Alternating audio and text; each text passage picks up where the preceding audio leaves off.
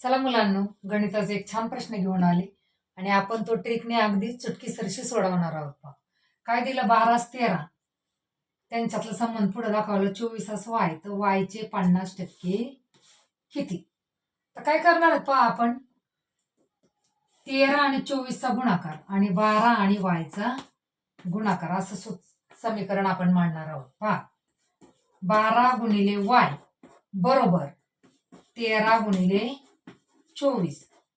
आता वाय बरोबर हे 12 इकडे गुणिले ते इकडनं येऊन काय होणार आहे तर भागिले होणार आहे पहा. 12 दुने 24 आणि वायची किंमत किती आली? 13 दुने 26. पण तुम्ही लगेच घाई घाई पर्याय 4 निवडताल. चूक. आपल्याला प्रश्न काय विचारला? वायचे 50%. हे काय येतं? 100% येतं. मग याचे 50% काय येतील? याचे निम्मे येणार.